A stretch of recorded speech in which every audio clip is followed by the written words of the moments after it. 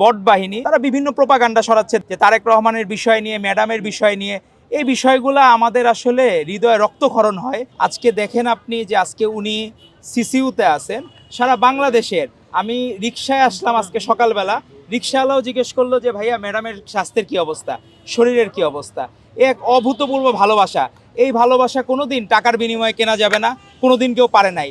হাসিনার যেখানে 832 ভরি স্বর্ণের আপনি সন্ধান পাচ্ছেন, সেখানে ম্যাডামের কিন্তু কোনো অ্যাসেট নাই। তার সেই যে বাসা থেকে, ক্যান্টনমেন্টের বাসা থেকে বের করে দিয়েছিল, তার কিন্তু আর কোনো বাড়িঘর কোনো কিছুই নাই। আর হাসিনা, ফ্যাসিস্ট হাসিনা যতখানি ধিকৃত, ঘৃণিত, তারই বিপরীতে সারা বাংলাদেশের মানুষের মন জয় করে রেখেছেন আপসীন দেশনেত্রী বেগম খালেদা জিয়া। আজকে তারপরেও দেখেন একটি নির্দিষ্ট বাহিনী, বট বাহিনী, তারা বিভিন্ন প্রোপাগান্ডা ছড়াচ্ছে। দেখেন যে তারেক রহমানের বিষয় নিয়ে, ম্যাডামের বিষয় নিয়ে। এই বিষয়গুলো আমাদের আসলে হৃদয়ে রক্তক্ষরণ হয়। কারণ মা বেগম খালেদা জিয়ার মাতৃভূমি বাংলাদেশের প্রতি এই অপরিসীম ভালোবাসা দেখিয়েছেন ভারপ্রাপ্ত চেয়ারম্যান জনাব তারেক রহমান। এটি ভাষায় প্রকাশ করার মতো না। উনি নিজে দলকে যেভাবে 2018 সালের 8ই ফেব্রুয়ারি থেকে পুরো টাইমটা দলকে যেভাবে সুসংহত রাখা, ঐক্যবদ্ধ রাখা, সব করে এসেছেন তারেক রহমান। যত ফ্রেমিং, যত কিছু করা, এখনও বট বাহিনী লেগে আছে।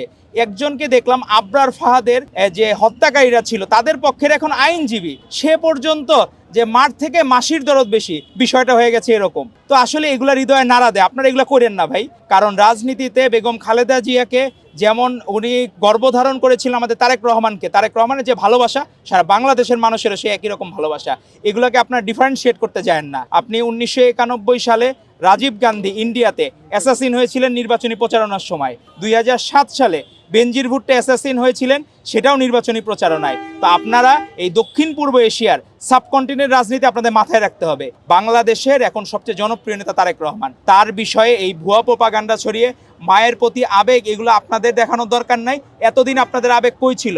যখন আপসীন দেশনেত্রী বেগম খালেদা জিয়া কারাবরণ করেছেন, উনি তো জাতির পক্ষ থেকে কারাবরণ করেছেন, নিজে স্বেচ্ছায় তো কারাবরণ না। সুরাট ডাটির পুরা ভার উনি একা বহন করেছেন বেগম খালেদা জিয়া। সারা বাংলাদেশের মানুষের কাছে আমরা দোয়া প্রার্থনা করছি, আপনারা যে যে ধর্মের হন, সাধারণ মানুষ থেকে শুরু করে আমাদের দলীয় যারা নেতাকর্মী আছেন, সকলেই দোয়া করছেন এবং তাদের দোয়ায় ম্যাডামের ট্রিটমেন্ট রেসপন্স করা শুরু করেছে।